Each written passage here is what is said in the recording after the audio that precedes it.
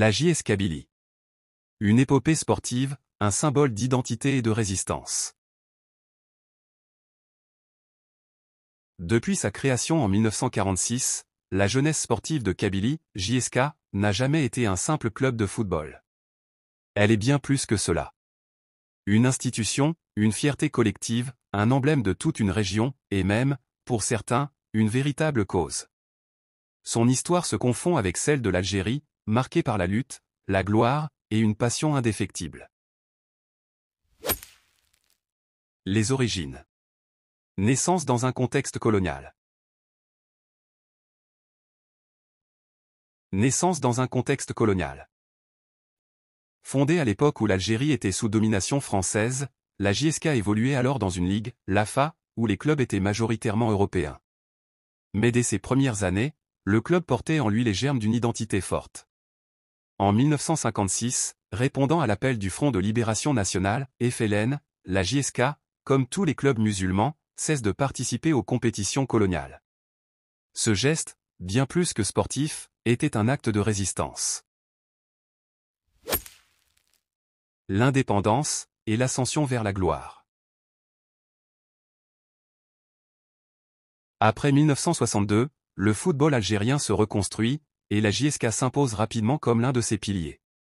En 1969, elle intègre la première division, et ne la quittera jamais depuis. Une longévité exceptionnelle, unique dans l'histoire du football algérien. Les années 70 marquent le début de la domination. 1973, premier titre de champion. 1974, doublé historique. 1977 et 1986, doublé coupe championnat. La JSK ne se contente pas de gagner, elle impose un style, une identité, une manière de jouer qui marque les esprits. La conquête de l'Afrique. L'âge d'or. Si la JSK est la reine incontestée du football algérien, c'est sur le plan continental qu'elle a écrit ses plus belles pages. 1981 et 1990. Victoire en Ligue des champions de la CAF.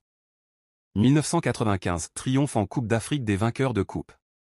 2000, 2001, 2002. Triplé historique en Coupe de la CAF, ancêtre de la Coupe de la Confédération. 1982, Supercoupe d'Afrique. Avec 7 titres continentaux, la JSK s'est hissée parmi les 10 meilleurs clubs africains du XXe siècle selon la CAF. Une consécration. Le déclin relatif, et la fidélité des supporters. Depuis les années 2010, la JSK traverse une période moins faste. Son dernier titre en championnat remonte à 2008, et elle n'a plus brillé en Afrique comme avant. Pourtant, malgré les difficultés, le stade de Tizi Ouzou reste l'un des plus chauds d'Algérie. Pourquoi? Parce que la JSK n'est pas qu'une équipe. Elle est un symbole. Plus qu'un club. Une cause, une identité. En Kabylie, la JSK est bien plus qu'une équipe de football. Ses couleurs, jaune et vert, sont partout. Sur les murs, dans les champs, dans les cœurs. Elle représente la résilience, la culture berbère, et une forme de résistance pacifique. Les supporters ne crient pas seulement pour des buts, ils affirment leur identité. Le cri, en Wawigi. Dit Maziren. Qui sont-ils? Ce sont des Amazighs, scandés avec ferveur dans les gradins, dépassent le stade pour résonner comme un hymne à la fierté kabyle. L'avenir. Le retour de la gloire? Aujourd'hui, la JSK cherche à renouer avec son passé glorieux. Avec une nouvelle génération de joueurs, et des projets ambitieux, les supporters rêvent de revivre les nuits magiques des années 80 et 90. Une chose est sûre. Qu'elle gagne ou qu'elle perde, la JSK restera à jamais un monument du football algérien et africain. Et vous? Quel est votre plus grand souvenir avec la JSK?